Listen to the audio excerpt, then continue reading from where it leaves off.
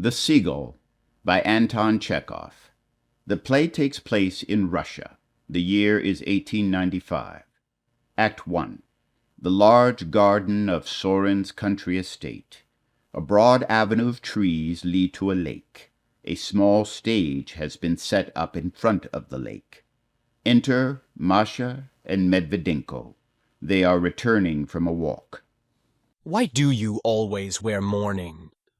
I dress in black to match my life. I am unhappy. Why should you be unhappy? I don't understand it. You are healthy, and though your father is not rich, he has a good competency. My life is far harder than yours. I only have 23 rubles a month to live on, but I don't wear mourning. Happiness does not depend on riches. Poor men are often happy. In theory, yes, but not in reality. Take my case, for instance. My mother, my 2 sisters, my little brother, and I must all live somehow on my salary of 23 rubles a month. We have to eat and drink, I take it. You wouldn't have us go without tea and sugar, would you? Or tobacco? Answer me that if you can. Masha looks in the direction of the stage. The play will soon begin. Yes, Mina Zai-Mai is going to act in Treplis' play. They love one another, and their 2 souls will unite tonight in the effort to interpret the same idea by different means. There is no ground on which your soul and mine can meet. I love you. Too restless and sad to stay at home, I tramp here every day 6 miles and back, to be met only by your indifference. I am poor, my family is large. You can have no inducement to marry a man who cannot even find sufficient food for his own mouth. It is not that. I am touched by your affection, but I cannot return it, that is all. The air is sultry. A storm is brewing for tonight. You do nothing but moralize or talk about money. To you, poverty is the greatest misfortune that can befall a man, but I think it is 1,000 times easier to go begging in rags than to... You wouldn't understand that, though. Enter Sorin, needing to use a cane, and Treplev. For some reason, my boy, country life doesn't suit me, and I am sure I shall never get used to it. Last night I went to bed at 10 and woke up at 9 this morning, feeling as if from oversleep my brain had stuck to my skull. And yet I accidentally dropped off to sleep again after dinner and feel utterly done up at this moment. It is like a nightmare. There is no doubt that you should live in town. Treplev notices Masha and Medvedenko. You shall be called when the play begins, my friend, but you must not stay here now. Go away, please. Miss Masha, will you kindly ask your father to leave the dog unchained? It howled so last night that my sister was unable to sleep. You must speak to my father yourself. Please excuse me, I can't do so. To Medvedenko. Come, let us go. You will let us know when the play begins. Masha and Medvedenko exit. I foresee that dog is going to howl all night again. It is always this way in the country. I have never been able to live as I like here. I come down for a month's holiday to rest and all, and plagued so by their nonsense that I long to escape after the first day. Oh, I have always been glad to get away from this place. But I have been retired now, and this was the only place I had to come to. Willy-nilly, one must live somewhere. Enter Jacob. He speaks to Treplev. We are going to take a swim, Mr. Constantine. Very well, but you must be back in 10 minutes. We will say it. Treplev looks at the stage. Just like a real theater. See, there we have the curtain. The foreground, the background, and all. No artificial scenery is needed. The eye travels directly to the lake and rests on the horizon. The curtain will be raised as the moon rises at 8:30. Splendid. Well, of course, the whole effect will be ruined if Nina is late. She should be here by now, but her father and stepmother watch her so closely that it is like stealing her from prison to get her away from home. Your hair and beard are all on end. Oughtn't you to have them trimmed? Soren smooths his beard. They are the tragedy of my existence. Even when I was young, I always looked as if I were drunk and all. Women have never liked me. He sits down. Why is my sister out of temper? Why? Because she is jealous and bored. He sits down beside Soren. She is not acting this evening, but Nina is, and so she has set herself against me, and against the performance of the play, and against the play itself, what she hates without ever having read it. Does she really? Yes, she is furious because Nina is going to have a success on this little stage. My mother is a psychological curiosity, without doubt brilliant and talented, capable of sobbing over a novel, of reciting all Nekrasov's poetry by heart, and of nursing the sick like an angel of heaven. You should see what happens if anyone begins praising dues to her. She alone must be praised and written about, raved over, her marvelous acting in the Dame aux Camellias, extolled to the skies. As she cannot get all that rubbish in the country, she grows peevish and cross, and thinks we are all against her and to blame for it all. She is superstitious, too. She dreads burning 3 candles and fears the 13th day of the month. Then she is stingy. I know for a fact that she had 70,000 roubles in a bank at Odessa, but she is ready to burst into tears if you ask her to lend you a penny. You have taken it into your head that your mother dislikes your play, and the thought of it has excited you at all. Keep calm. Your mother adores you. Treplev begins pulling on the petals of a flower. She loves me. Loves me not. Loves me not. Loves me not. You see, she doesn't love me, and why should she? She likes life and love and gay clothes, and I am already 25 years old, a sufficient reminder to her that she is no longer young. When I am away, she is only 32. In my presence, she is 43, and she hates me for it. She knows, too, that I despise the modern stage. She adores it and imagines that she is working on it for the benefit of humanity and her sacred art, but to me the theater is merely the vehicle of convention and prejudice.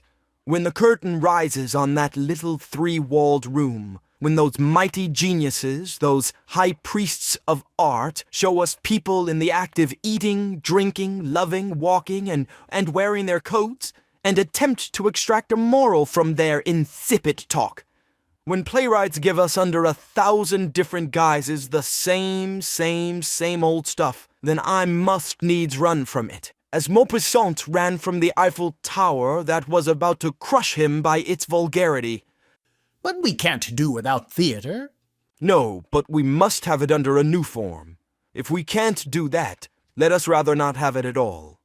I love my mother, I love her devotedly, but I think she leads a stupid life. She always has this man of letters of hers on her mind, and the newspapers are always frightening her to death, and I am tired of it. Plain human egoism sometimes speaks in my heart, and I regret that my mother is a famous actress. If she were an ordinary woman, I think I should be a happier man. What could be more intolerable and foolish than my position, uncle, when I find myself the only non-entity among a crowd of her guests, all celebrated authors and artists? I feel that they only endure me because I am her son. Personally, I am nothing, nobody. I pulled through my 3rd year at college by the skin of my teeth, as they say. I've neither money nor brains. And on my passport you may read that I am simply a citizen of Kiev. So was my father, but he was a well-known actor. When the celebrities that frequent my mother's drawing-room deign to notice me at all, I know they only look at me to measure my insignificance. I read their thoughts and suffer from humiliation. Tell me, by the way, what is Trigorin like? I can't understand him. He is always so silent.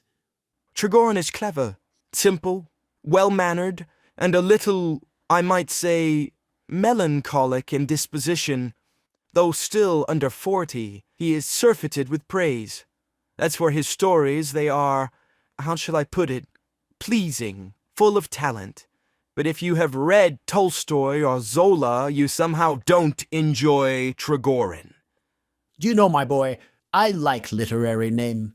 I once passionately desired two things, to marry and to become an author. I have succeeded in neither. It must be pleasant to be even an insignificant author. I hear footsteps. Oh, I cannot live without her. Even the sound of her footsteps is music to me. I am madly happy. He runs to meet Nina, who enters at that moment. My enchantress, my girl of dreams. It can't be that I am late. No, I am not late. Treplev kisses her hands. No, no, no. I have been in a fever all day. I was so afraid my father would prevent my coming, but he and my stepmother have just gone driving. The sky is clear. The moon is rising. How I hurried to get here. How I urged my horse to go faster and faster. I'm so glad to see you. She shakes hands with Soren. Oh, your eyes look as if you've been crying. You mustn't do that. It is nothing. Nothing. Do let us hurry. I must go in half an hour. No, for heaven's sakes, do not urge me to stay. My father doesn't know I'm here. As a matter of fact, it is time to begin now. I must call the audience. Let me call them. I am going this minute. Soren exits. My father and his wife never will let me come here.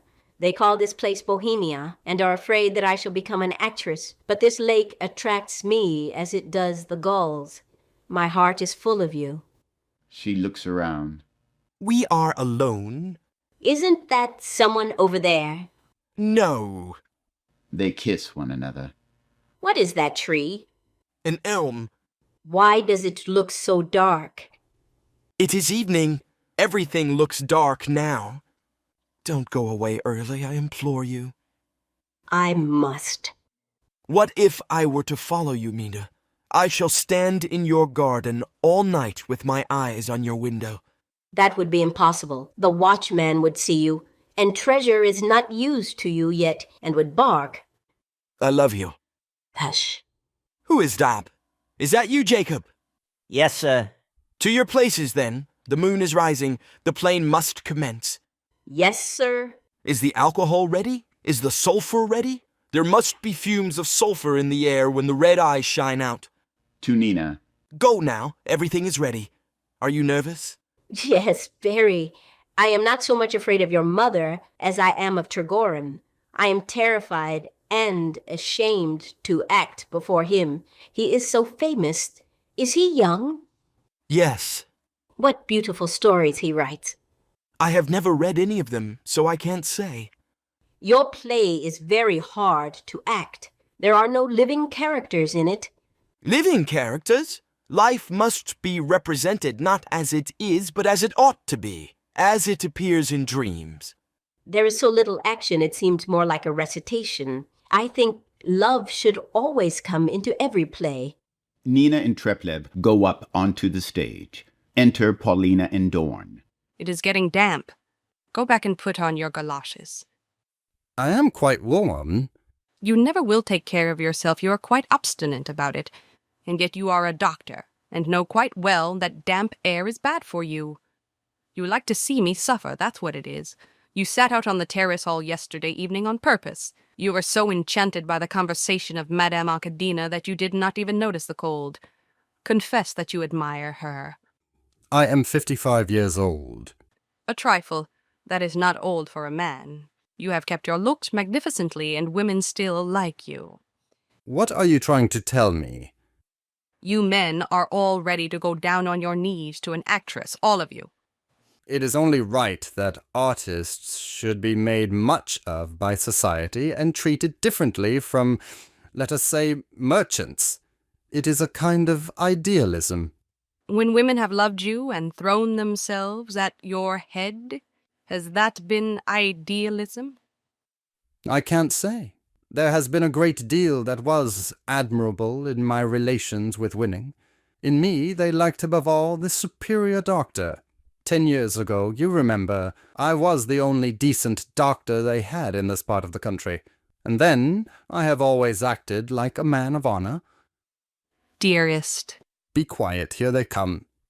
Akadina comes in on Soren's arm. Also Trigorin, Shemreev, Medvedenko, and Masha. She acted most beautifully at the Poltava Fair in 1873. She was really magnificent.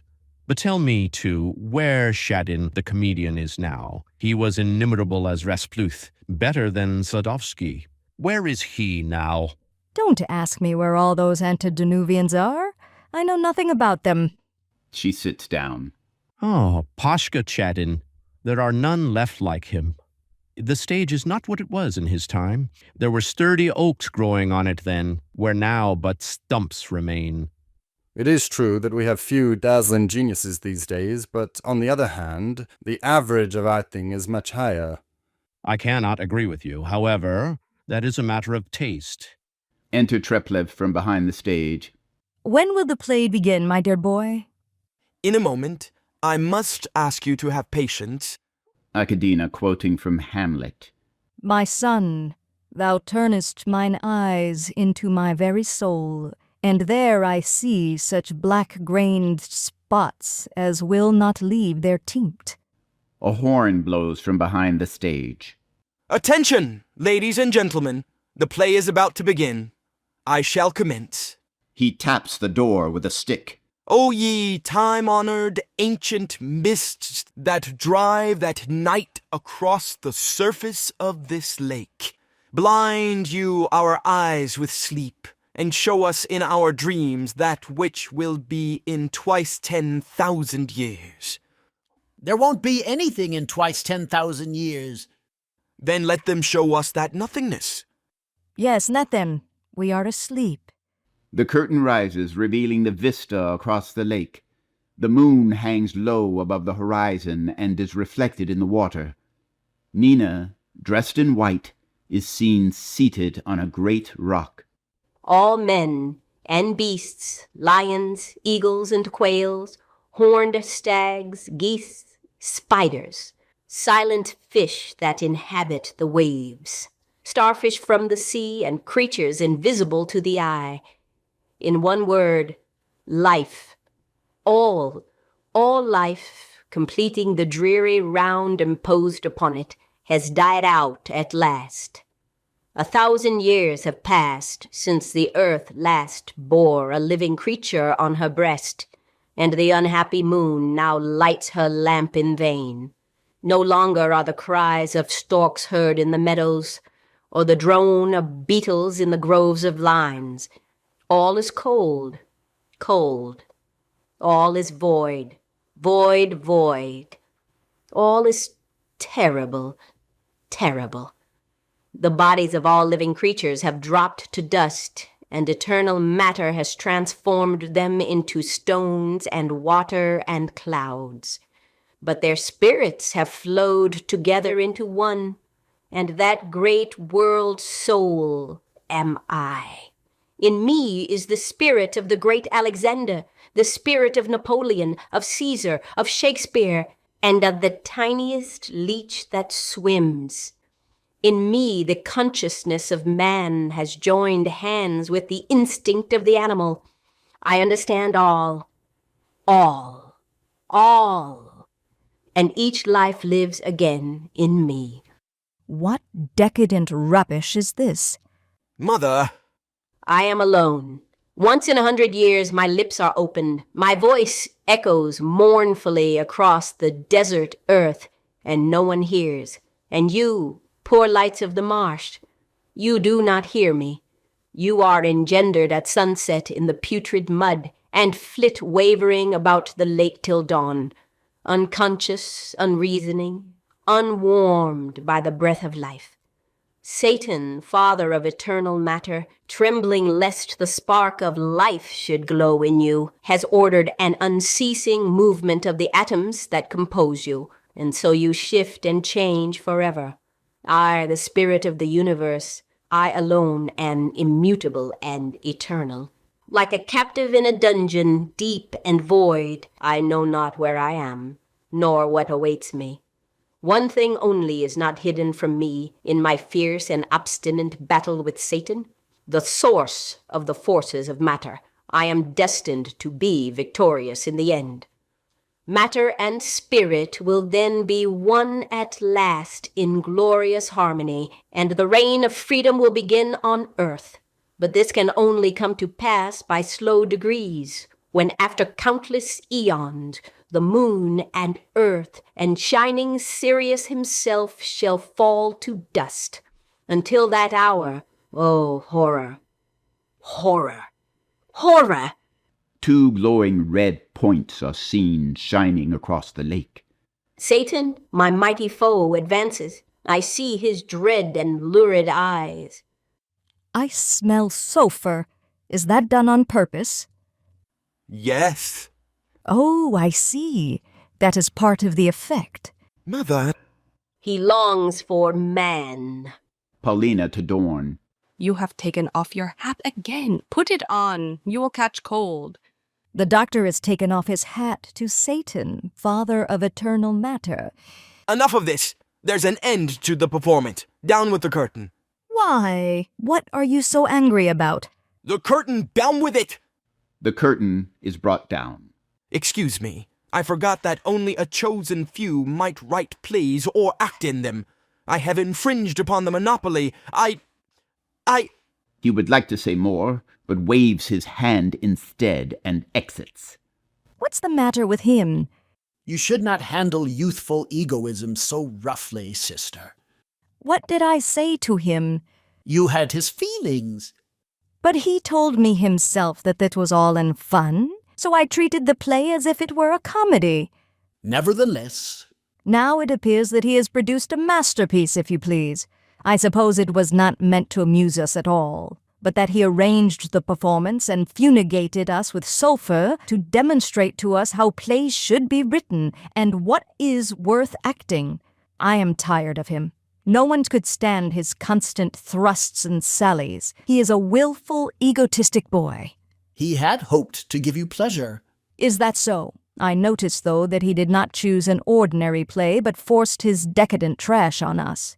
I'm willing to listen to any raving, so long as it is not meant seriously. But in showing us this, he pretended to be introducing us to a new form of art and inaugurating a new era.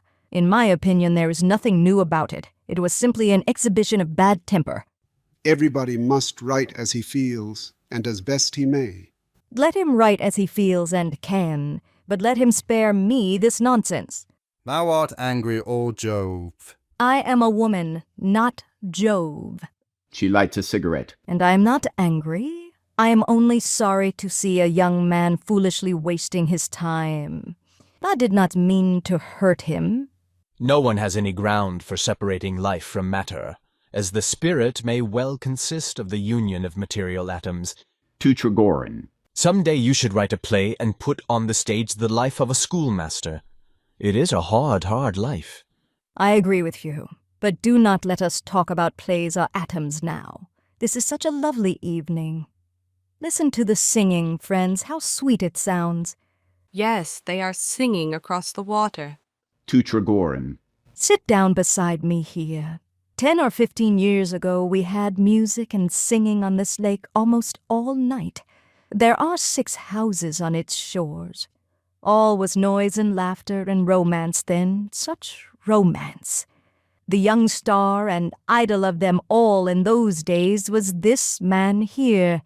She nods towards Dorn. Dr. Eugene Dorn. He is fascinating now, but he was irresistible then. But my conscience is beginning to prick me.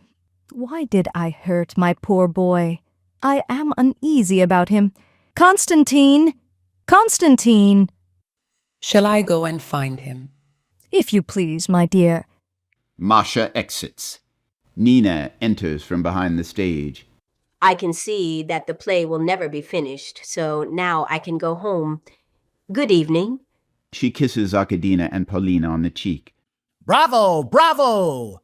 Bravo! Bravo! We were quite charmed by your acting. With your looks and such a lovely voice, it is a crime for you to hide yourself in the country. You must be very talented. It is your duty to go on stage, do you hear me? It is the dream of my life, which will never come true. Who knows? Perhaps it will. But let me present Monsieur Boris Trigorin. I am delighted to meet you. I have read all your books. Don't be afraid of him, dear. He is a simple, good-natured soul, even if he is a celebrity. See, he is embarrassed himself. Couldn't the curtain be raised now? It is depressing to have it down. Jacob, my man, raise the curtain. To Trigorin. It was a curious play, wasn't it? Very. I couldn't understand it at all, but I watched it with the greatest pleasure because you acted with such sincerity, and the setting was beautiful. There must be a lot of fish in this lake. Yes, there are. I love fishing. I know of nothing pleasanter than to sit on a lake shore in the evening with one's eye on a floating cork. Why, I should think that for one who has tasted the joys of creation, no other pleasure could exist. Don't talk like that. He always begins to flounder when people say nice things to him. I remember when the famous Silva was singing once in the opera house at Moscow. How delighted we all were when he took the low C. Well, you can imagine our astonishment when one of the church cantors, who happened to be sitting in the gallery, suddenly boomed out, "Bravo, Silva!" a whole octave lower, like this. "Bravo, Silva!" The audience was left breathless. An angel of silence is flying over our heads. I must go. Goodbye. Where to? Where must you go so early? We shan't allow it. My father is waiting for me. How cruel he is, really. They kiss each other. Then I suppose we can't keep you. But it is very hard indeed to let you go. If you only knew how hard it is for me to leave you all. Somebody must see you home, my pet. No, no. Don't go. I must. Stay just 1 hour more and all. Struggling against her desire to stay, she begins crying. No, no, I can't. Nina shakes hands with him and quickly exits. An unlucky girl. They say that her mother left the whole of an immense fortune to her husband, and now the child is penniless because the father has already willed everything away to his second wife. It is pitiful. Yes, her papa is a perfect beast, and I don't mind saying so. It is what he deserved. Soren rubs his chilled hands together. Come, let us go in. The night is damp, and my legs are aching. Yes, you act as if they were turned to stone. You can hardly move them. Come, you unfortunate old man. She takes his arm. Shamraeff offers his arm to his wife. Permit me, madam. I hear that dog howling again. Won't you please have it unchained, Shamraeff? No, I really can't, sir. The granary is full of millet, and I am afraid thieves might break in if the dog were not there. He begins walking alongside Medvedinko. Yes, a whole octave lower. Bravo, Silva. And he wasn't a singer either, just a simple church cantor. What salary does the church pay its singers? All exit except Dorn. I may have lost my judgment and my wits, but I must confess, I liked that play. There was something in it. When the girl spoke of her solitude and the devil's eyes gleamed across the lake, I felt my hands shaking with excitement. It was so fresh and naive. But here he comes. Let me say something pleasant to him. Treplieff enters. All gone already? I am here. Masha has been yelling for me all over the garden. An insufferable creature. Constantine, your play delighted me. It was strange, of course, and I did not hear the end, but it made a deep impression on me. You have a great deal of talent, and must persevere in your work. Treplieff seizes his hand and squeezes it hard, then kisses him impetuously. Tut, tut, how excited you are. Your eyes are full of tears. Listen to me. You chose your subject in the realm of abstract thought, and you did quite right. A work of art should invariably embody some lofty idea. Only that which is seriously meant can ever be beautiful. How pale you are. So you advise me to persevere. Yes, but use your talent to express only deep and eternal truths. I have led a quiet life, as you know, and am a contented man.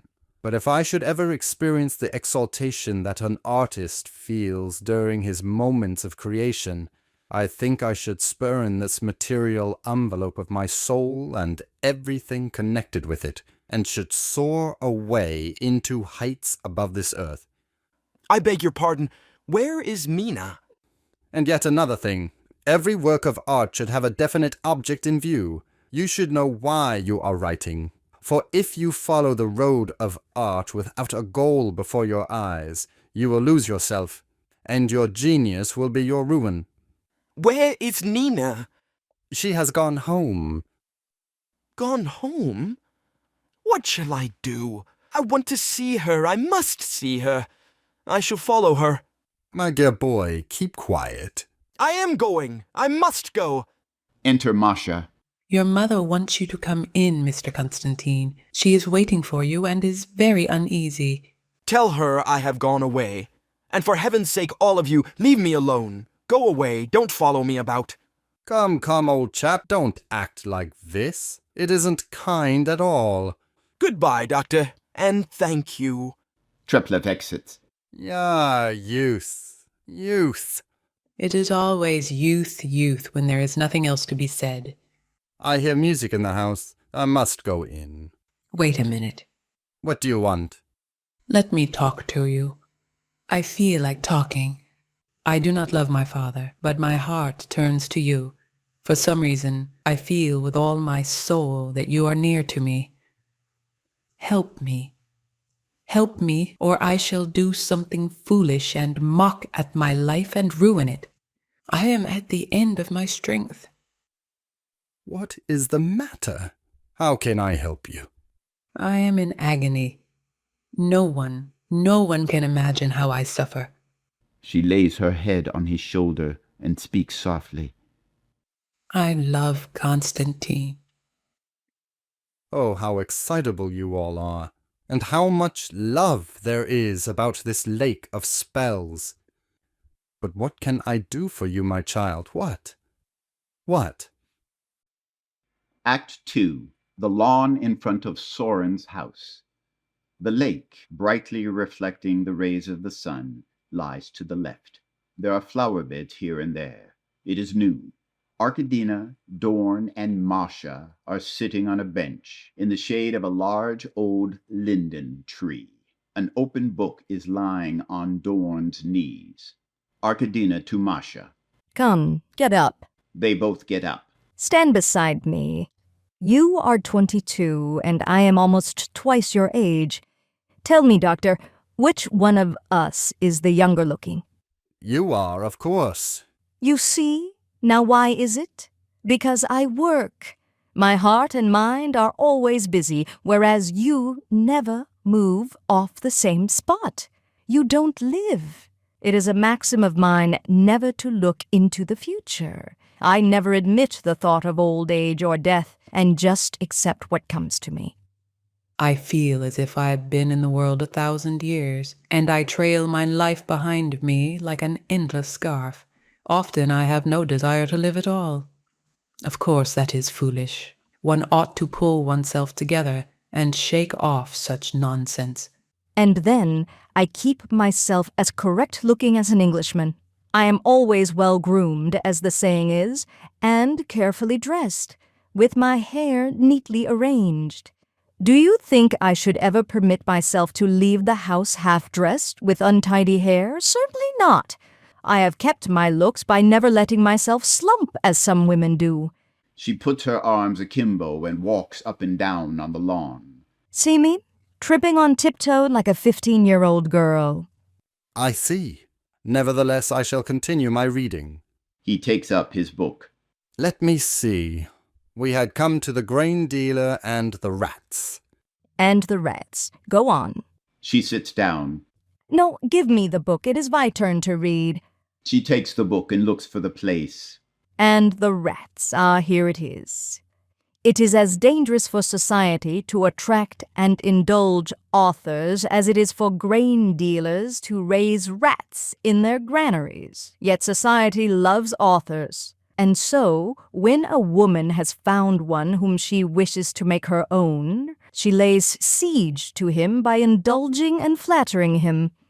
That may be so in France, but it certainly is not so in Russia. We do not carry out a program like that. With us, a woman is usually head over ears in love with an author before she attempts to lay siege to him. You have an example before your eyes in me and Trigorin. Soren enters, leaning on his cane, with Nina beside him. Medvedinko follows, pushing a wheelchair. So we are happy now, eh? We are enjoying ourselves today, are we? Father and stepmother have gone away to there, and we are free for 3 whole days. Nina sits down beside Arkadina and embraces her. I am so happy. I belong to you now. Soren sits in his armchair. She looks lovely today. Yes, she has put on her prettiest dress and looks sweet. That was nice of you. She kisses Nina. But we mustn't praise her too much. We shall spoil her. Where is Trigorin? He is fishing off the wharf. I wonder he isn't bored. She begins to read again. What are you reading? On the water, that Malfisson. She reads a few lines to herself. But the rest is neither true nor interesting. She lays the book down. I am uneasy about my son. Tell me, what is the matter with him? Why is he so dull and depressed lately? He spends all his days on the lake, and I scarcely ever see him any more. His heart is heavy. To Nina. Please, recite something from his play. Nina shrugs her shoulders. Shall I? Is it so interesting? When he recites, his eyes shine and his face grows pale. His voice is beautiful and sad, and he has the ways of a poet. Soren begins to snore. Pleasant dreams. Peter! Are you asleep? Not a bit of it.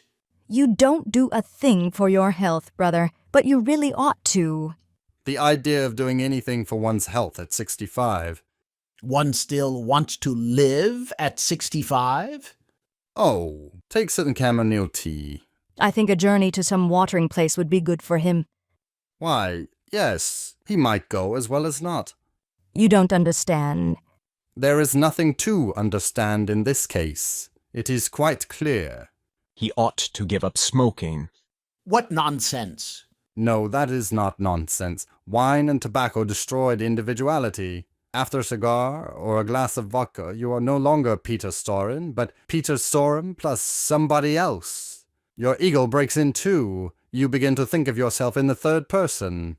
It is easy for you to condemn smoking and drinking. You have known what life is. But what about me? I have served the Department of Justice for 28 years, but I have never lived. I have never had any experiences. You are satiated with life, and that is why you have an inclination for philosophy. But I want to live, and that is why I drink my wine for dinner and smoke cigars and all. One must take life seriously, and to take a cure at 65 and regret that one did not have more pleasure in youth is, forgive my saying so, trifling. It must be lunchtime. Masha walks away languidly. My foot has gone to sleep. Masha exits. She is going to have a couple of drinks before lunch. The poor soul is unhappy. That is a trifle, Your Honor. You judge her like a man who has obtained all he wants in life. Oh, what could be duller than this dear tedium of the country? The air is hot and still. Nobody does anything but sit and philosophize about life. It is pleasant, my friend, to sit and listen to you here, but I had rather 1,000 times sit alone in the room of a hotel learning a role by heart. You are quite right. I understand how you feel. Of course, it is pleasanter to live in town. One can sit in one's library with a telephone at one's elbow. No one comes in without being first announced by the footman. The streets are full of cabs and all. Shamraeff enters, followed by Paulina. Here they are. How do you do? He kisses Arkadina's hand and then Nina's hand. I'm delighted to see you looking so well. To Arkadina. My wife tells me that you mean to go to town with her today. Is that so? Yes, that is what I plan to do. That is splendid. But how do you intend to get there, madam? We are hauling rye today, and all the men are busy. What horses would you take? What horses? How do I know what horses we shall have? Why, we shall have the carriage horses. The carriage horses? And where am I to find harnesses for them? This is astonishing. My dear madam, I have the greatest respect for your talents, and would gladly sacrifice 10 years of my life for you, but I cannot let you have any horses today. But if I must go to town, what an extraordinary state of affairs. You do not know, madam, what it is to run a farm. That is an old story. Under these circumstances, I shall go back to Moscow this very day. Order a carriage for me from the village, or I shall go to the station on foot. Under these circumstances, I resign my position. You must find yourself another manager. Shamraeff exits. It is like this every summer. Every summer I am insulted here. I shall never set foot here again. Arkadina exits in the direction of the wharf. In a few minutes, she is seen entering the house, followed by Trigorin, who carries a bucket and fishing rod. What the deuce did he mean by that impudence? I want all the horses brought here at once. Nina to Paulina. How could he refuse anything to Madame Arkadina, the famous actress? Is not every wish, every caprice event of hers more important than any farm work? This is incredible. What can I do about it? Put yourself in my place and tell me what I can do. Soren to Nina. Let us go and find my sister, and all beg her not to go. He looks in the direction in which Shamraeff went out. That man is insufferable, a regular tyrant. Nina prevents Soren from getting up. Sit still and let us wheel you. She and Medvedenko push the chair before them. This is terrible. Yes, it is terrible, but he won't leave. I shall have a talk with him in a moment. They exit. Only Dorn and Paulina are left. How tiresome some people are. Your husband deserves to be thrown out of here neck and crop. But it will all end by this old granny Soren and his sister asking the man's pardon. See if it doesn't. He has sent the carriage horses into the fields, too. These misunderstandings occur every day. If you only knew how they excite me. I am ill. See? I am trembling all over. I cannot endure his rough ways. Eugene, my darling, my beloved, take me to you. Our time is short. We are no longer young. Let us end deception and concealment, even though it is only at the end of our lives. I am 55 years old. It is too late for me now to change my ways of living. I know that you refuse me because there are other women who you are near to, and you cannot take everybody. I understand. Excuse me. I see I am only bothering you. Nina exits the house and begins picking a bunch of flowers. No, it is all right. I am tortured by jealousy. Of course, you are a doctor and cannot escape from women. I understand. Dorn to Nina. How are things in there? Madame Arkadina is crying, and Soren is having an attack of asthma. Let us go and give them both some chamomile tea. Nina hands him the bunch of flowers. Here are some flowers for you. Thank you. Dorn makes his way toward the door of the house. Paulina following him. What pretty flowers. As they reach the house, she says in a low voice, Give me those flowers. Give them to me. Dorn hands her the flowers. She tears them to pieces and flings them away. They both then go into the house. Nina is alone. How strange to see a famous actress weeping, and for such a trifle. Is it not strange, too, that a famous author would sit fishing all day? He is the idol of the public. The papers are full of him. His photograph is for sale everywhere. His works have been translated into many foreign languages, and yet he is overjoyed if he catches a couple of minnows. I always thought famous people are distant and proud.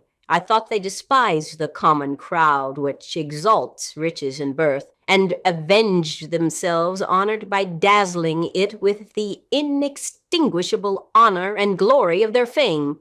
But here I see them weeping and playing cards and flying into passions like everybody else. Treplieff enters carrying a gun and a dead seagull.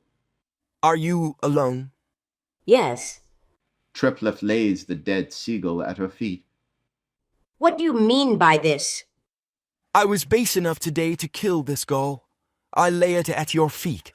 What is happening to you? She picks up the gull and stands looking at it.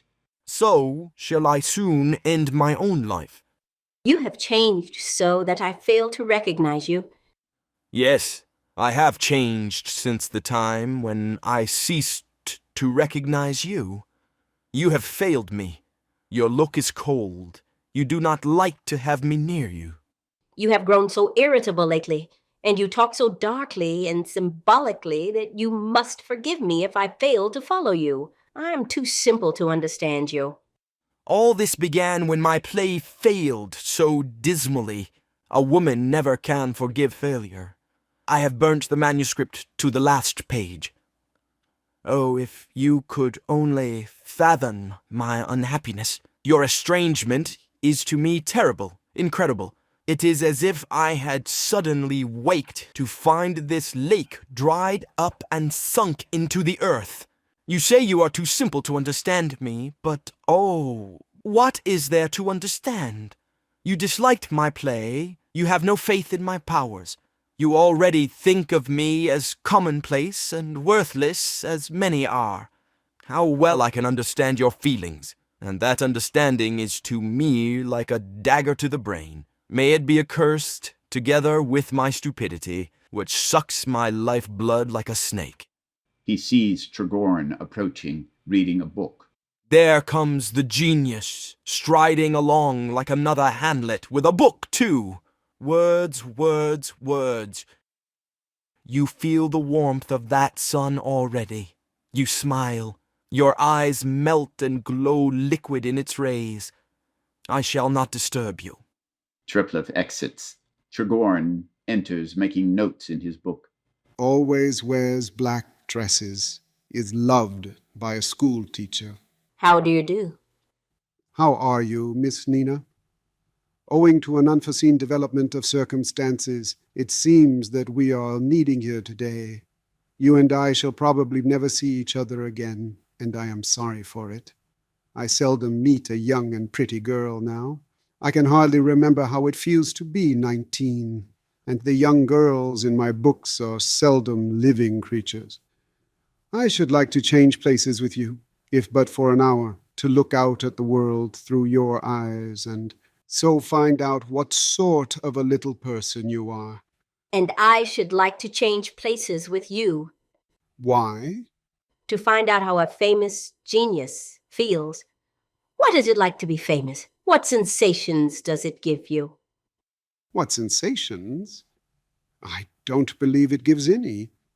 Either you exaggerate my fame, or else, if it exists, all I can say is that one simply doesn't feel fame in any way. But when you read about yourself in the papers... If the critics praise me, I am happy. If they condemn me, I am out of sorts for the next 2 days. This is a wonderful world. If you only knew how I envy you. Men are born to different destinies. Some dully drag a weary, useless life behind them, lost in the crowd, unhappy, while to 1 out of 1,000,000, as to you, for instance, comes a bright destiny full of interest and meaning. You are lucky.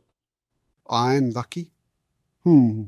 I hear you talking about fame and happiness and bright destinies, and those fine words of yours mean as much to me, forgive me saying so, as sweetmeats do, which I never eat. You are very young and very kind. Your life is beautiful. I see nothing especially lovely about it. Excuse me, I must go at once and begin writing again. I am in a hurry. Tregorn begins to leave, then stops and returns to her. You have stepped on my pet corn, as they say, and I am getting excited and a little cross. Let us discuss this bright and beautiful life of mine, though. Violent obsessions sometimes lay hold of a man. He may, for instance, think night and day of nothing but the moon. I have such a moon. Day and night I am held in the grip of one besetting thought, to write. Write. Write. Hardly have I finished one book, then something urges me to write another, and then a third, and then a fourth. I write ceaselessly. I am, as it were, on a treadmill. I hurry forever from one story to another and can't help myself. Do you see anything bright and beautiful in that? Oh, it is a wild life. Even now, thrilled as I am by talking to you, I do not forget for an instant that an unfinished story is awaiting me. My eye falls on that cloud there, which has the shape of a grand piano. I instantly make a mental note that I must remember to mention in my story a cloud floating by that looked like a grand piano. I smell heliotrope. I mutter to myself, a sickly smell, the color worn by widows. I must remember that in writing my next description of a summer evening. I catch an idea in every sentence of yours or of my own, and hasten to lock all those treasures in my literary storeroom, thinking that some day they may be useful to me. As soon as I stop working, I rush off to the theater or go fishing, in the hope that I may find oblivion there. But no, some new subject for a story is sure to come rolling through my brain like an iron cannonball. I hear my desk calling, and I have to go back to it and begin to write. Write once more. And so it goes for everlasting. I cannot escape myself, though I feel that I am consuming my life. To prepare the honey I feed to unknown crowds. I am doomed to brush the bloom from my dearest flowers, to tear them from their stems, and trample the roots that bore them underfoot. Am I not a madman? Should not I be treated by those who know me as one mentally diseased? Yet it is always the same old story, till I begin to think that all this praise and admiration must be a deception, that I am being hoodwinked because they know I am crazy, and I sometimes tremble lest I should be grabbed from behind and whisked off to a lunatic asylum. The best years of my youth were made one continual agony for me by my writing. A young author, especially if at first he does not make a success, feels clumsy, ill at ease, and superfluous in the world. His nerves are all on edge and stretched to the point of breaking. He is irresistibly attracted to literary and artistic people and hovers about them unknown and unnoticed, fearing to look them bravely in the eye, like a man with a passion for gambling whose money is all gone. I did not know my readers, but for some reason I imagined they were distrustful and unfriendly. I was mortally afraid of the public, and when my first play appeared, it seemed to me that all the dark eyes in the audience were looking at it with enmity, and all the blue ones with cold indifference. Oh, how terrible it was! What agony! But don't your inspiration and the act of creation give you moments of lofty happiness? Yes, writing is a pleasure to me, and so is reading the proofs. But no sooner does a book leave the press when it becomes odious to me. It is not what I meant it to be. I made a mistake to write it at all. I am provoked and discouraged. Then the public reads it and says, yes, it is clever and pretty, but not nearly as good as Tolstoy, or it is a lovely thing, but not as good as Turgenev's Fathers and Sons. And so it will always be. To my dying day I shall hear people say, clever and pretty, and nothing more. And when I am gone, those that knew me will say, as they pass my grave, here lies Tregorn, a clever writer, but he was not as good as Turgenev. You must excuse me, but I decline to understand what you are talking about. The fact is, you have been spoilt by your success. What success have I had? I have never pleased myself as a writer. I do not like myself at all. The trouble is that I am made giddy, as it were, by the fumes of my brain, and often hardly know what I am writing. I love this lake, these trees, the blue heaven. Nature's voice speaks to me and wakes a feeling of passion in my heart, and I am overcome by an uncontrollable desire to write. But I am not only a painter of landscapes. I am a man of the city besides. I love my country, too, and her people. I feel that, as a writer, it is my duty to speak of their sorrows, of their future, also of science, of the rights of man, and so forth. So I write on every subject, and the public hounds me on all sides, sometimes in anger, and I race and dodge like a fox with a pack of hounds on his trail. I see life and knowledge flitting away before me. I am left behind them like a peasant who has missed his train at a station, and finally I come back to the conclusion that all I am fit for is to describe landscapes, and that whatever else I attempt rings abominably false. You work too hard to realize the importance of your writings. What if you are discontented with yourself? To others you appear a great and splendid man. If I were a writer like you, I should devote my whole life to the service of the Russian people, knowing at the same time that their welfare depended on their power to rise to the heights I had attained, and if the people should send me before them in a chariot of triumph. In a chariot? Do you think I am Agamemnon? For the bliss of being a writer or an actress, I could endure want and disillusionment, and the hatred of my friends, and the pangs of my own dissatisfaction with myself, but I should demand in return fame, real, resounding fame. Whew, my head reels. Arkadina calls from inside the house. Boris? Boris? She is calling me, probably to come and pack.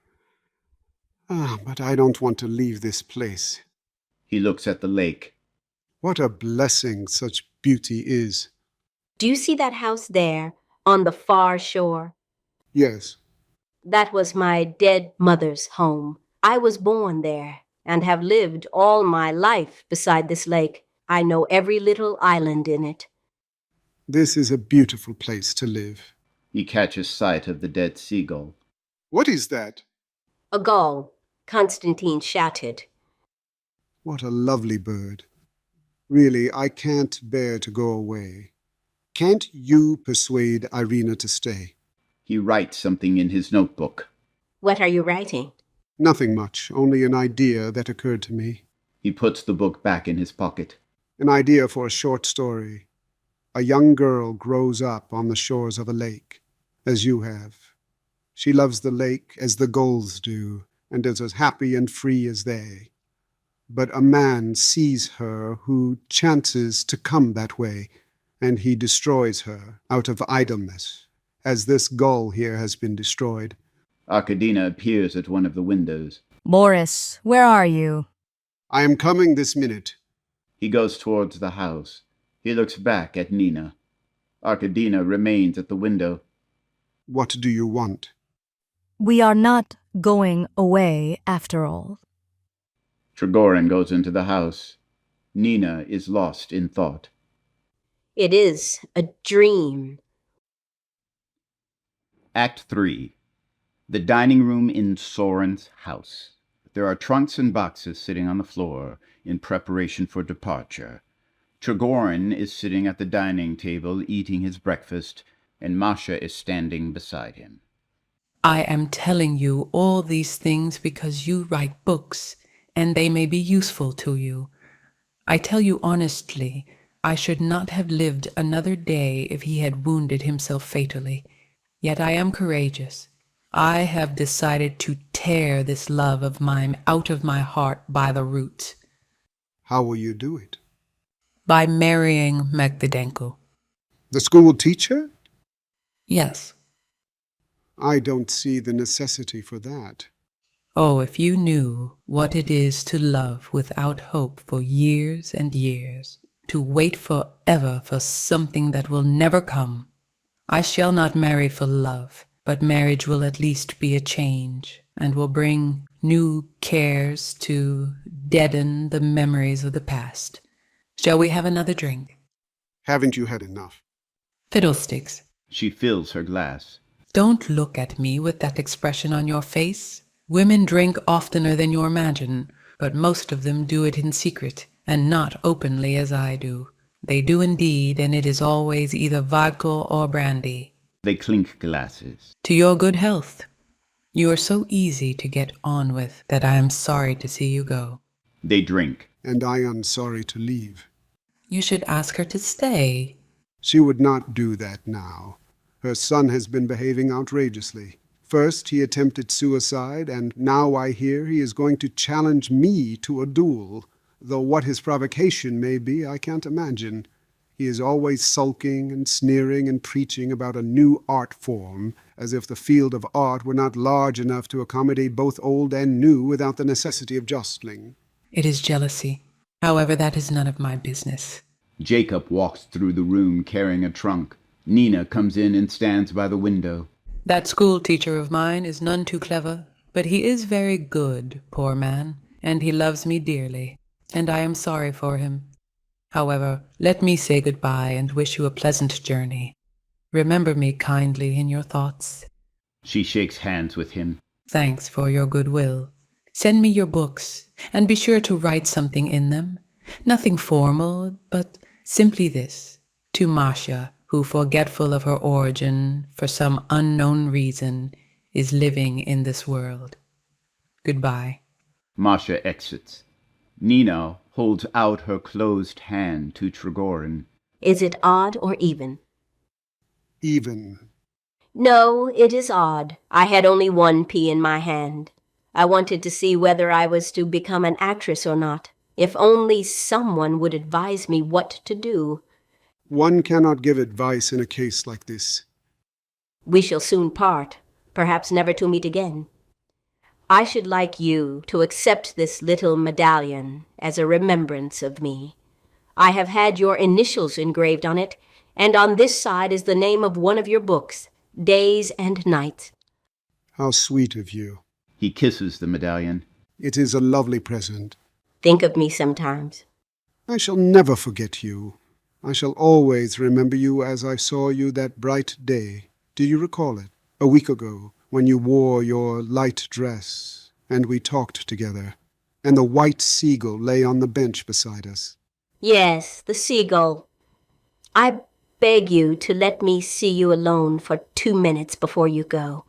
Nina exits. At the same moment Arkadina enters, followed by Soren in a long coat, and by Jacob, who is busy packing. Stay here at home, you poor old man. How could you pay visits with that rheumatism of yours? To Trigorin. Who left the room just now? Was it Nina? Yes. I beg your pardon. I am afraid I interrupted you. She sits down. Oh, I think everything is packed. I am absolutely exhausted. Trigorin, reading the inscription on the medallion. Days and Nights, page 121, lines 11 and 12. Jacob clears the table. Shall I pack your fishing rods too, sir? Yes, I shall need them, but you can give my books away. Very well, sir. Page 121, lines 11 and 12. Have we my books here in the house? Yes, they are in my brother's library in a corner cupboard. Page 121. Trigorin exits. You are going away, and I shall be lonely without you. What would you do in town? Oh, nothing in particular, but somehow they are soon to lay the cornerstone of the new courthouse there.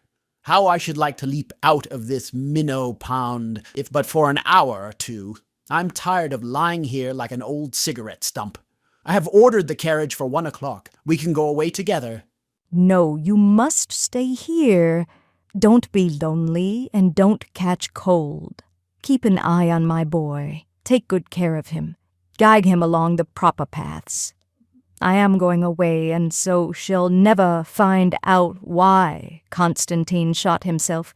But I think the chief reason was jealousy, and the sooner I take Trigorn away, the better. There were, how shall I explain it to you, other reasons besides jealousy for his act. Here is a clever young chap living in the depths of the country, without money or position, with no future ahead of him, and with nothing to do. He is ashamed and afraid of being so idle. I am devoted to him, and he is fond of me, but nevertheless he feels that he is useless here, that he is little more than a dependent in this house. It is the pride in him. He is a misery to me. He might possibly enter the army. It seems to me that the best thing for him would be if you were to let him have a little money. For one thing, he ought to be allowed to dress like a human being. See how he looks, wearing the same little old coat that he has had for 3 years, and he doesn't even possess an overcoat. And it wouldn't hurt the youngster to sow a few wild oats. Let him go abroad, save for a time. It wouldn't cost much. Yes, but... However, I think I might manage about his clothes, but I couldn't let him go abroad. And no, I don't think I can let him have his clothes even now. I have no money at present. I haven't, indeed. Very well. Forgive me, darling, don't be angry. You are a noble, generous woman. I really haven't the money. If I had any money, of course, I should let him have some myself, but I haven't even a penny.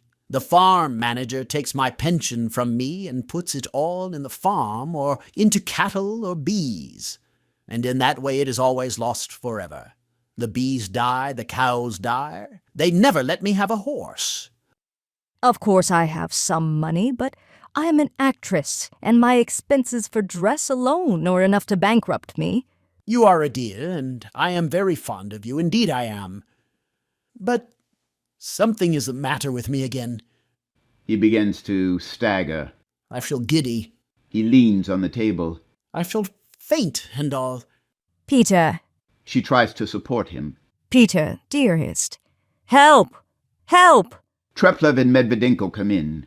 Treplev has a bandage around his head. He is fainting. I am all right. Soren drinks some water. It is all over now. Don't be frightened, Mother. These attacks are not dangerous. My uncle often has them now. You must go and lie down, Uncle. Yes, I think I shall for a few minutes. I'm going to Moscow all the same, but I shall lie down a bit before I start. He exits, leaning on his cane. Medvedenko takes his arm. Do you know this riddle? On 4 legs in the morning, on 2 legs at noon, and on 3 legs in the evening? Yes, exactly. And on one's back at night. Thank you. I can walk alone. Dear me, what formality! Medvedenko and Soren exit. He gave me a dreadful fright. It is not good for him to live in the country. Mother, if you would only untie your purse strings for once and lend him 1,000 roubles, he could then spend a whole year in town. I have no money.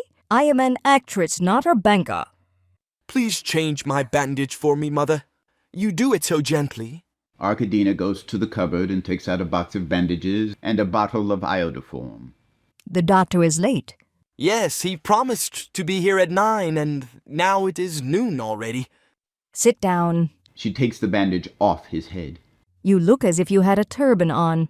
A stranger that was in the kitchen yesterday asked to what nationality you belonged. Your wound is almost healed. She kisses his head. You won't be up to any more of these silly tricks again, will you? When I'm gone? No, Mother. I did that at a moment of insane despair. It will never happen again. He kisses her hand. Your touch is golden. I remember when you were still acting at the State Theatre long ago, when I was still a little chap. There was a fight one day in our court, and a poor washerwoman was almost beaten to death. She was picked up unconscious, and you nursed her till she was well, and bathed her children in the washtubs. Have you forgotten it? Yes, entirely. She puts on the new bandage. 2 ballet dancers lived in the same house, and they used to come and drink coffee with you. I remember that. They were very pious. I love you again these last few days, as tenderly and trustingly as I did as a child. I have no one left me now but you. Why do you let yourself be controlled by that man? You don't understand him, Constantine. He has a wonderfully noble personality. Nevertheless, when he has been told that I wish to challenge him to a duel, his nobility does not prevent him from playing the coward. He is about to beat an ignominious retreat. What nonsense! I have asked him myself to go. A noble personality indeed. Here we are almost quarreling over him, and he is probably in the garden laughing at us at this very moment, or else enlightening Nina's mind and trying to persuade her into thinking him a man of genius.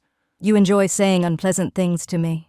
I have the greatest respect for that man, and I must ask you not to speak ill of him in my presence. I have no respect for him at all. You want me to think him a genius as you do, but I refuse to lie. His books make me sick. You envy him. There is nothing left for people with no talent and mighty pretensions to do but to criticize those who are really gifted. I hope you enjoy the consolation it brings. Those who are really gifted, indeed. I am cleverer than any of you if it comes to that. He tears the bandage off his head. You are the slaves of convention. You have seized the upper hand and now lay down as law everything that you do. All else you strangle and trample on. I refuse to accept your point of view. Yours and his. I refuse. This is the talk of a decadent. Go back to your beloved stage and act the miserable ditchwater plays you so much admire. I never acted in a play like that in my life. You couldn't write even the trashiest music hall farce, you idle good-for-nothing. Miser! Rag bag. Treplieff sits down and begins to cry softly. Don't cry. You mustn't cry. She bursts into tears. You really mustn't. She kisses his forehead, his cheeks, his head. My darling child, forgive me. Forgive your wicked mother. Treplieff embraces her. Oh, if you could only know what it is to have lost everything under heaven. She does not love me. I see I shall never be able to write. Every hope has deserted me. Don't despair. This will all pass. He is going away today, and she will love you once more. She wipes away his tears. Stop crying. We have made peace again. He kisses her hand. Yes, mother. Make your peace with him, too. Don't fight with him. You surely won't fight. I won't. But you must not insist on my seeing him again, mother. I couldn't stand it. Enter Trigorin. There he is. I am going. The doctor will attend to my head. Trigorin is looking through the pages of a book. Page 121, lines 11 and 12. Here it is. If at any time you should have need of my life, come and take it. Treplieff exits. The carriage will be here soon. If at any time you should have need of my life, come and take it. I hope your things are all packed. Yes, yes. Why do I hear a note of sadness that wrings my heart in this cry of a pure soul? If at any time you should have need of my life, come and take it. To Arkadina. Let us stay here one more day. Arkadina shakes her head no. Do let us stay. I know, dearest, what keeps you here, but you must control yourself. Be sober. Your emotions have intoxicated you a little. You must be sober too. Be sensible. Look upon what has happened as a true friend would. He takes her hand. You are capable of self-sacrifice. Be a friend to me and release me. Are you so much in love? I'm irresistibly impelled toward her. It may be that this is just what I need. What? The love of a country girl? Oh, how little you know yourself. People sometimes walk in their sleep, and so I feel as if I were asleep and dreaming of her as I stand here talking to you. My imagination is shaken by the sweetest and most glorious visions. Release me. No, no. I'm only an ordinary woman. You must not say such things to me. Do not torment me, Boris. You frighten me. You could be an extraordinary woman if you only would. Love alone can bring happiness on earth. Love the enchanting, the poetical love of youth that sweeps away the sorrows of the world. I had no time for it when I was young and struggling with want and laying siege to the literary fortress. But now at last this love has come to me. I see it beckoning. Why should I fly? You are mad. Release me. You have all conspired together to torture me today. She begins to cry. She doesn't understand me. She won't understand me. Am I been so old and ugly already that you can talk to me like this without any shame about another woman? She embraces and kisses him. Oh, you have lost your senses, my splendid, my glorious friend. My love for you is the last chapter of my life. She falls to her knees. You are my pride, my joy, my light. I could never endure it should you desert me, if only for an hour. I should go mad. Oh, my wonder, my marvel, my keen. Someone might come in. He helps her to get up. Let them come. I'm not ashamed of my love. She kisses his hands. My jewel, my despair. You want to do a foolish thing, but I don't want you to do it. I shan't let you do it. You are mine. You are mine. This forehead is mine. These eyes are mine. This silky hair is mine. All your being is mine. You are so clever, so wise, the first of all living writers. You are the only hope of your country. You are so fresh, so simple, so deeply humorous. You can bring out every feature of a man or of a landscape in a single line, and your characters live and breathe. Do you think these words are but the incense of flattery? Do you think I am not speaking the truth? Come, look into my eyes. Look deep. Do you find lies there? No, you see that I alone know how to treasure you. I alone tell you the truth. Oh, my very dear, you will go with me. You will. You will not forsake me. I have no will of my own. I never had. I am too indolent, too submissive, too phlegmatic to have any. Is it possible that women like that? Take me away with you, but do not let me stir a step from your side. Now he is mine. Of course you must stay here if you really want to. I shall go, and you can follow in a week's time. Yes, really. Why should you hurry away? Let us go together. As you like. Let us go together, then. Trigorin writes something in his notebook. What are you writing? A happy expression I heard this morning. A grove of maiden pines. It may be useful. So we are really off again, condemned once more to railway carriages, to stations and restaurants, to hamburger steaks and endless arguments. Chemreyev enters. I am sorry to have to inform you that your carriage is at the door. It is time to start, honored madam. The train leaves at 2:05. Would you be kind enough, madam, to remember to inquire for me where Zastalseth, the actor, is now? Is he still alive, I wonder? Is he well? He and I have had many a jolly time together. He was inimitable in The Stolen Mail. A tragedian called Ismailov was in the same company, I remember, who was also quite remarkable. Don't hurry, madam, you still have 5 minutes. They were both of them conspirators once in the same melodrama, and one night, when in the course of the play, they were suddenly discovered. Instead of saying, "We have been trapped," Ismailov cried out, "We have been raped! Raped!" During this conversation, Jacob has been busy with the trunks, and the maid has brought Arkadina her hat, coat, parasol, and gloves. The cook enters. Paulina comes in, and then Medvedenko comes in. Paulina presents Arkadina with a little basket. Here are some plums for the journey. They are very sweet ones. You may want to nibble something good on the way. You are very kind, Paulina. Goodbye, my dearie.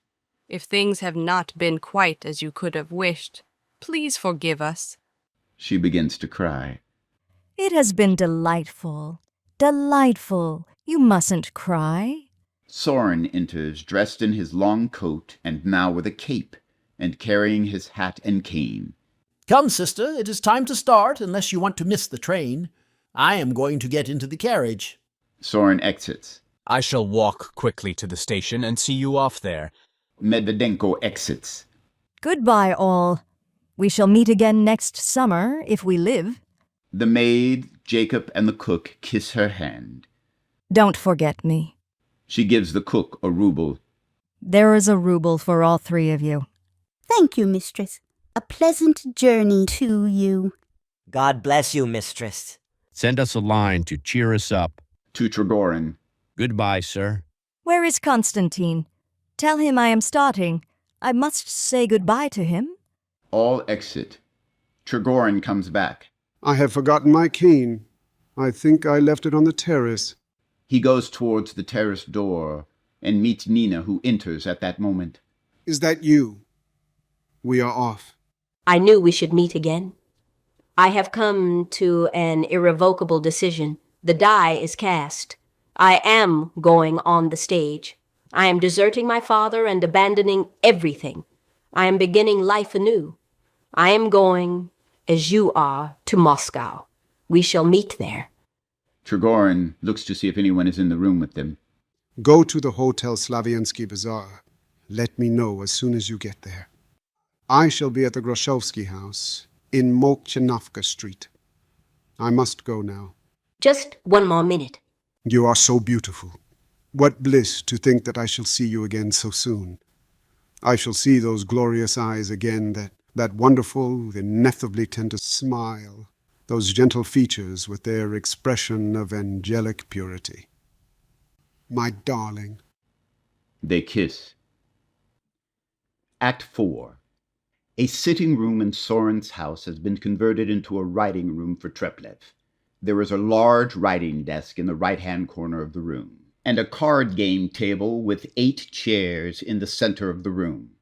Outside, a raging windstorm blows. Enter Medvedenko and Masha. Mr. Constantine, where are you? There is no one here. His old uncle is forever asking for Constantine. He can't live without him for an instant. He dreads being left alone. This is a wild night. We have had this storm for 2 days. The waves on the lake are enormous. Looking out of the window. It is very dark in the garden. Do you know, I think that old theater ought to be knocked down. It is still standing there, naked and hideous as a skeleton, with the curtain flapping in the wind. I thought I heard a voice weeping in it as I passed there last night. What an idea. Come home with me, Masha. I shall spend the night here. Do come, Masha. The baby must be hungry. Nonsense. Matryona will feed it. It is a pity to leave him 3 nights without his mother. You are getting too tiresome. You use some time to talk of other things besides home and the baby. Home and the baby. That is all I ever hear from you now. Come home, Masha. You can go home if you want to. Your father won't give me a horse. Yes, he will. Ask him. I think I shall. Are you coming home tomorrow? Yes, tomorrow. Enter Treplev and Paulina. Treplev is carrying some pillows and a blanket, and Paulina is carrying sheets and pillowcases. They lay them on the divan, and Treplev goes and sits down at his desk. What is that for, Mother? Mr. Soren asked to sleep in Constantine's room tonight. Let me make his bed. Masha begins to make the bed. Paulina goes up to the desk and looks at the manuscript lying on it. Well, I'm going. Goodbye, Masha. He kisses his wife's hand. Goodbye, Mother. He tries to kiss his mother-in-law's hand. Be off in God's name. Treplev shakes hands with him in silence, and Medvedenko exits. looking at the manuscript. No one ever dreamed, Constantine, that you would one day turn into a real author. The magazines pay you well for your stories. She strokes his hair. You have grown handsome, too. Dear, kind Constantine, be a little nicer to my Masha. Leave him alone, mother. She is a sweet child. A woman, Constantine, asks only for kind looks. I know that from experience. Treplieff gets up from his desk and goes out without a word. There now, you have vexed him. I told you not to bother him. I am sorry for you, Marcia. Much I need your pity. My heart aches for you. I see how things are and understand. You see what doesn't exist. Hopeless love is only found in novels. It is a trifle. All one has to do is keep a tight rein on oneself and keep one's head clear. Love must be plucked out the moment it springs up in the heart. My husband has been promised a school in another district, and when we have once left this place, I shall forget it all. I shall tear my passion out by the roots. A waltz is heard being played in the distance. Constantine is playing. That means he is sad. Masha silently waltzes a few turns to the music. The great thing, mother, is not to have him continually in sight. If my Simon could only get his remove, I should forget it all in a month or two. It is a trifle. Enter Dorn and Medvedenko, wheeling Soren in a wheelchair. I have 6 mouths to feed now, and flour is at 70 kopecks. A hard riddle to solve. It is easy for you to make light of it. You are rich enough to scatter money to your chickens if you wanted to. You think I am rich? My friend, after practicing for 30 years, during which I could not call my soul my own for 1 minute of the night or day, I succeeded at last in scraping together 1,000 roubles, all of which went not long ago in a trip which I took abroad. I haven't a penny. So you didn't go home after all? How can I go home when they won't give me a horse? Would I might never see your face again. What a lot of changes have you made here. You have turned this sitting room into a library. Constantine likes to work in this room, because from it he can step out into the garden and meditate whenever he feels like it. Where is my sister? She has gone to the station to meet Trigorin. She will soon be back. I must be dangerously ill if you had to send for my sister. A nice business this is. Here I am dangerously ill, and you won't even give me any medicine. What shall I prescribe for you? Chamomile tea? Soda? Quinine? Don't inflict any of your discussions on me again. Is that bed for me? Yes, for you, sir. Thank you. I'm going to give Constantine an idea for a story. It shall be called The Man Who Wished. When I was young, I wished to become an author. I failed. I wished to be an orator. I speak abominably with my eternal and all, dragging each sentence on and on until I sometimes break out into a sweat all over. I wished to marry, and I didn't. I wished to live in the city, and here I am, ending my days in the country. You wished to become a state councillor, and you are one. I didn't try for that. It came of its own accord. Come, you must admit that it is petty to cavil at your life at 63 years of age. You are pig-headed. Can't you see I want to live? That is futile. Nature has commanded that every life shall come to an end. You speak like a man who is satiated with life. Your thirst for it is quenched, and so you are calm and indifferent. But even you dread death. The fear of death is an animal passion that must be overcome. Only those who believe in a future life and tremble for sins committed can logically fear death. But you, for one thing, don't believe in a future life. And for another, you haven't committed any sins. You have served as a counsel for 25 years, that is all. 28 years. Enter Treplieff. He sits next to Soren. Masha fixes her eyes on his face and never once tears them away. We are keeping Constantine from his work. No matter. Of all the cities you visited when you were abroad, Doctor, which one did you like the best? Genoa. Why Genoa? Because there is such a splendid crowd in its streets. When you leave the hotel in the evening and throw yourself into the heart of that throng, you move with it without aim or object, swept along, hither and thither. Their life seems to be yours, their soul flows into you, and you begin to believe at last in a great world spirit, like a one in your play that Mina Zarknaya acted. By the way, where is Nina now? Is she well? I believe so. I hear she has led rather a strange life. What happened? It is a long story, Doctor. Tell it shortly. She ran away from home and joined Trigorin. You know that. Yes. She had a child that died. Trigorin soon tired of her and returned to his former ties, as might have been expected. He had never broken them, indeed, but out of weakness of character has always vacillated between the two. As far as I can make out from what I have heard, Nina's domestic life has not been altogether a success. What about her acting? I believe she made an even worse failure of that. She made her debut on the stage of the Summer Theater in Moscow, and afterward made a tour of the country towns. At that time, I never let her out of my sight, and wherever she went, I followed.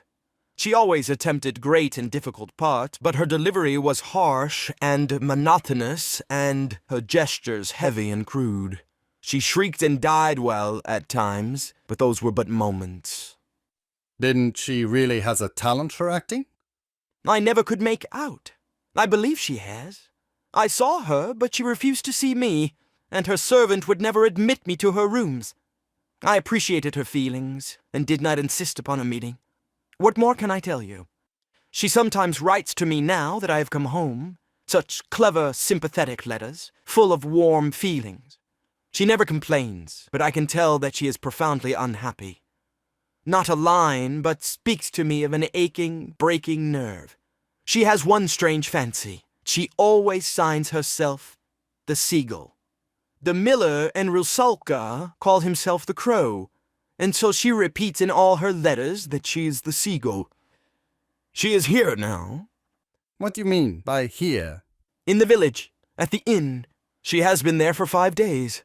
I should have gone to see her, but Masha here went, and she refuses to see anyone. Someone told me she had been seen wandering in the fields a mile from here yesterday evening. Yes, I saw her. She was walking away from here in the direction of the village. I asked her why she had not been to see us. She said she would come. But she won't. Her father and stepmother have disowned her. They have even put watchmen all around their estate to keep her away. How easy it is, Doctor, to be a philosopher on paper, and how difficult in real life. She was a beautiful girl. Even the state councillor himself was in love with her for a time. You old Lovelace, you. Shemraev's laugh is heard in the other room. They are coming back from the station. Yes, I hear my mother's voice. Arkadina and Trigorin enter, followed by Shemraev. We all grow old and wither, my lady, while you alone, with your light dress, your gay spirits, and your grace, keep the secret of eternal youth. You are still trying to turn my head, you tiresome old man? How do you do, Peter? What, still ill? How silly of you. How are you, Miss Masha? So you recognize me? She shakes hands with him. Did you marry him? Long ago. He bows. You are happy now. He bows to Dorn and Medvedenko, and then goes hesitantly toward Treplev. Your mother says you have forgotten the past, and are no longer angry with me. Treplev gives him his hand. Arkadina to her son. Here is a magazine that Boris has brought you with your latest story in it. Treplev to Trigorin. Many thanks. You are very kind. Your admirers all send you their regards. Everyone in Moscow and St. Petersburg is interested in you, and all ply me with questions about you. They ask me what you look like, how old you are, whether you are fair or dark. For some reason, they all think that you are no longer young, and no one knows who you are, as you always write under an assumed name.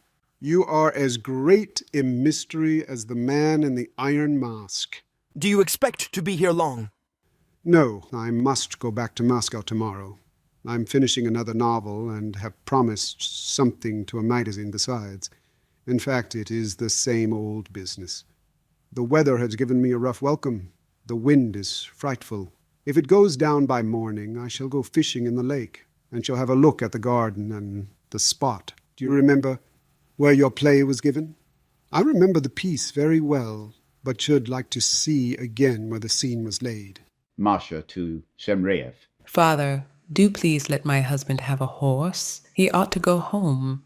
A horse to go home with? You know the horses have just been to the station. I can't send them out again. But there are other horses. Oh, you are impossible. I shall go on foot, Masha. On foot in this weather? She moves to the card table and takes a seat. Shall we begin to play? It is only 6 miles. Goodbye. He kisses Masha's hand. Goodbye, Mother. His mother-in-law gives him her hand unwillingly. I should not have to trouble you all, but the baby. He bows to everyone. Goodbye. He will get there all right. Come, let us begin. Don't let us waste time. We shall soon be called to supper. Shemreev, Masha, and Dorn sit at the card table. Arkadina to Trigorin. When the long autumn evenings descend on us, we while away the time here by playing lotto. Look at this old set. We used it when our mother played with us as children. Don't you want to take a hand in the game with us until supper time? She and Trigorin sit down at the table. It is a monotonous game, but it is all right when one gets used to it. She deals 3 cards to each of the players. Treplev looking through the pages of the magazine. He has read his own story and hasn't even cut the pages of mine. He lays the magazine on his desk and moves toward the door to exit. He stops as he passes his mother to give her a kiss. Won't you play, Constantine? No, excuse me, please. I don't feel like it. I'm going to take a turn through the rooms. He exits. Are you all ready? I shall begin. 22. Here it is. 3. Right. Have you put down 3? 8. 81. 10. Don't go so fast. Could you believe it? I am still dazed by the reception they gave me in Kharkov. 34. The notes of a waltz are heard from the other room. The students gave me an ovation. They sent me 3 baskets of flowers, a wreath, and this thing here. She unclasps a brooch from her breast and lays it on the table. There is something worthwhile. 50. 50, did you say? I wore a perfectly magnificent dress. I am no fool when it comes to clothes. Constantine is playing again. The poor boy is sad. He has been severely criticized in the papers. 77. They want to attract attention to him. He doesn't seem to be able to make a success. He can't somehow strike the right note.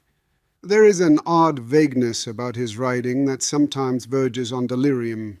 He has never created a single living character. 11. Are you bored, Peter? Oh, he is asleep. The counselor is taking a nap. 7.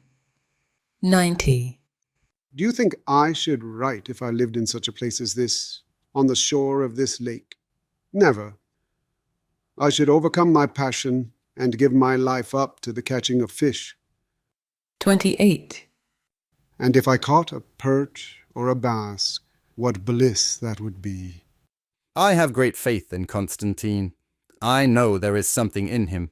He thinks in images. His stories are vivid and full of color, and always affect me deeply. It is only a pity that he has no definite object in view. He creates impressions and nothing more.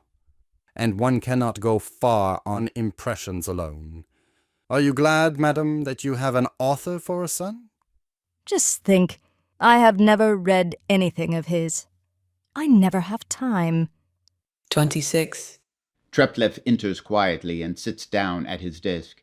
Shemreev to Trigorin. We have something here that belongs to you, sir. What is it? You told me to have the seagull stuffed that Mr. Constantine killed some time ago. Did I? I don't remember. 61. 1. Treplev throws open the window to the outside and stands listening. How dark the night is. I wonder what makes me so restless. Shut the window, Constantine. There's a draft in here. Treplev shuts the window. 98. See, my card is full. Bravo! Bravo! Bravo! Wherever he goes and whatever he does, that man always has good luck. She gets up from the table. And now, come to supper. Our renowned guest did not have any dinner today. We can continue our game later. Come, Constantine. Leave your writing and come to supper. I don't want anything to eat, Mother. I am not hungry. As you please. She wakes Soren. Come to supper, Peter. She takes Shamraev's arm. Let me tell you about my reception at Kharkov. Paulina and Dorn roll Soren in his wheelchair out of the room. Treplev is left alone. He prepares to write. He runs his eye over what he has already written. I have talked a great deal about new art forms, but I feel myself gradually slipping into the beaten track. He reads. The placard cried it from the wall, a pale face in a frame of dusky hair. Cried, frame. That is stupid. I shall begin again from the place where my hero is wakened by the noise of the rain. But what follows must go. This description of a moonlight night is long and stilted. Trigorin has worked out a process of his own, and descriptions are easy for him. He writes that the neck of a broken bottle lying on the bank glittered in the moonlight, and that the shadows lay black under the mill wheel. There you have a moonlight night before your eyes. But I speak of the shimmering light, the twinkling stars, the distant sounds of the piano melting into the still and scented air, and the result is abominable. The conviction is gradually forcing itself upon me that good literature is not a question of forms new or old, but of ideas that must pour freely from the author's heart, without his bothering his head about any forms whatsoever. There is a knock on the window. What was that? He looks out of the window. I can't see anything. He opens the glass door and looks out into the garden. I hear someone running down the steps. Who is there? He goes out into the garden and is heard walking quickly along the terrace. In a few minutes he comes back with Nina Zarakhnaya. Oh, Nina. Mina. Nina lays her head on Treplev's chest to stifle her sobs. Nina. Nina, it is you. You. I felt you had come. All day my heart has been aching for you. He takes her hat and cloak. My darling, my beloved has come back to me. We mustn't cry. We mustn't cry. There is someone here. No one is here. Lock the door. Someone might come. No one will come in. I know your mother is here. Lock the door. Treplev locks the door and comes back to Nina. She gazes intently into his face. Let me look at you. She looks around the room. It is warm and comfortable here. This used to be a sitting room. Have I changed much? Yes, you have grown thinner, and your eyes are larger than they were. Nina, it seems so strange to see you. Why didn't you let me go to you? Why didn't you come sooner to me? You have been here nearly a week, I know. I have been several times each day to where you live, and have stood like a beggar beneath your window. I was afraid you might hate me. I dream every night that you look at me without recognizing me. I have been wandering about the shores of the lake ever since I came back. I have often been near your house, but I never had the courage to come in. Let us sit down. Let us sit down and talk our hearts out. It is so quiet and warm in here. Do you hear the wind whistling outside? As Turgenev says, happy is he who can sit at night under the roof of his home, who has a warm corner in which to take refuge. I am a seagull, and yet... No. What was I saying? Oh yes, Turgenev. He says, "And God help all houseless wanderers." She begins to cry. Mina, you are crying again. Nina. It is all right. I shall feel better after this. I've not cried for 2 years. I went into the garden last night to see if our old theater was still standing there. I see it is. I wept there for the first time in 2 years, and my heart grew lighter, and my soul saw more clearly again.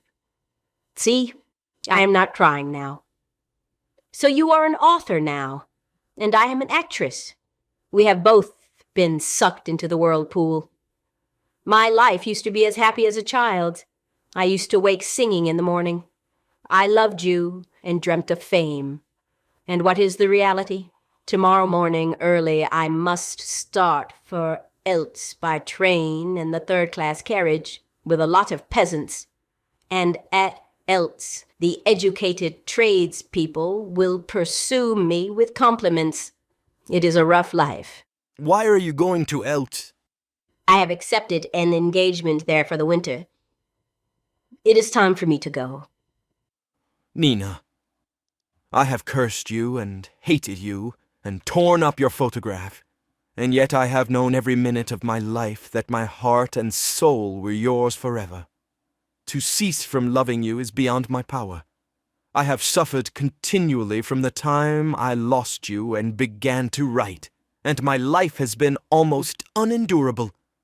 My youth was suddenly plucked from me then, and I seem now to have lived in this world for 90 years. I have called out to you.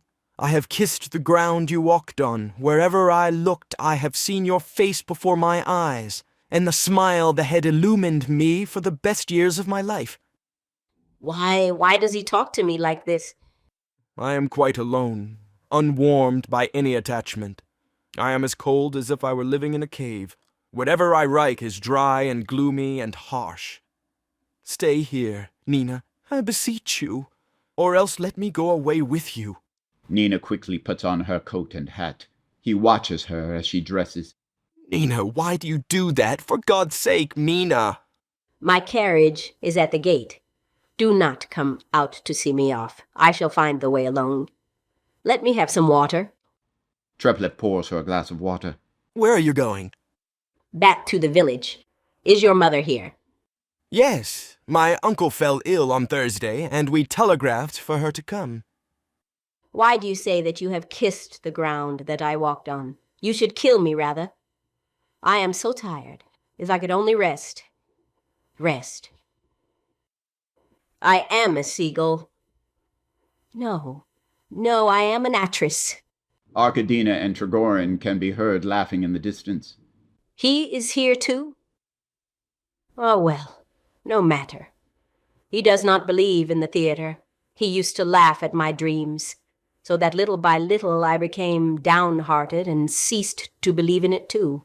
Then came all the cares of love, the continual anxiety about my little one, so that I soon grew trivial and spiritless, and played my part without meaning. I never knew what to do with my hands, and I could not walk properly or control my voice. You cannot imagine a state of mind of one who knows, as he goes through a play, how terribly badly he is acting. I am a seagull. No, that is not what I meant to say. Do you remember how you shot that seagull once? A man chanced to pass that way and destroyed it out of idleness. That is an idea for a short story. What was I saying? Oh yes, the stage. I have changed now. Now that I am a real actress, I act with joy and exultation. I am intoxicated by it and feel that I am superb. I have been walking and thinking ever since I have been here, and I feel the strength of my spirit growing in me every day. I know now, I understand at last, Constantine, that for us, whether we write or act, it is not the honor and glory of which I have dreamt that is important. It is the strength to endure. One must know how to bear one's cross, and one must have faith. I believe, and so do not suffer so much. And when I think of my calling, I do not fear life. You have found your way.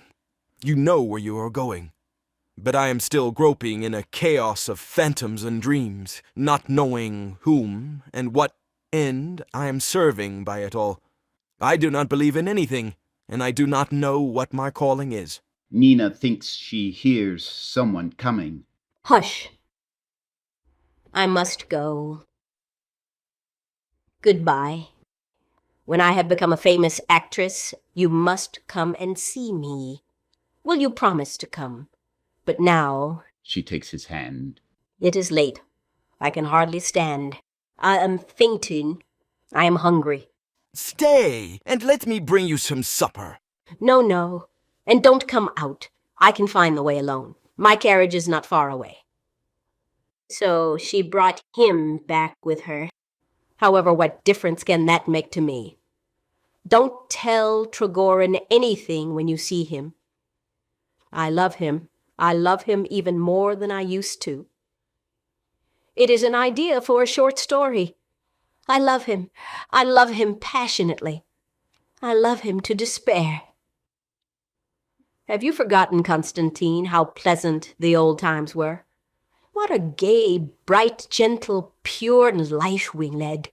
How a feeling as sweet and tender as a flower blossomed in our hearts. Do you remember? All men and beasts, lions, eagles and quails, horned stags, geese, spiders, silent fish that inhabit the waves, starfish from the sea, and creatures invisible to the eye. In one word, life, all life, completing the dreary round set before it, has died out at last. 1,000 years have passed since the earth last bore a living creature on its breast, and the unhappy moon now lights her lamp in vain. No longer are the cries of storks heard in the meadows, or the drone of beetles in the groves of limes. She embraces Treplev and exits through the garden door. It would be a pity if she were seen in the garden. My mother would be distressed. After several minutes, he tears up his manuscripts and throws them under the table. He exits into the side room. Enter Dorn.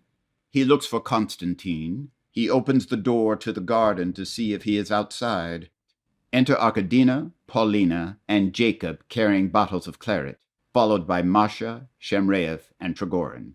Put the claret here on the table. We can drink while we are playing.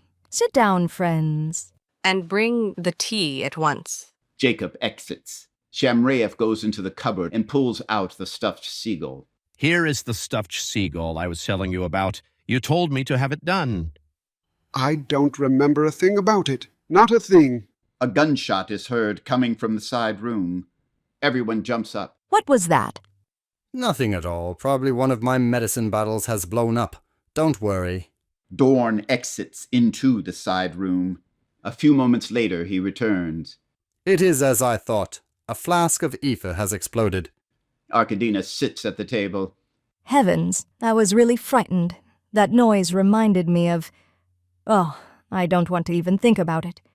Dorn, looking through the pages of a magazine, speaks discreetly to Trigorin. There was an article from America in this magazine about 2 months ago that I wanted to ask you about, among other things. Trigorin accompanies him away from the group. I am very much interested in this question. You must take Madame Arkadina away from here. What I wanted to say was that Constantine has shot himself.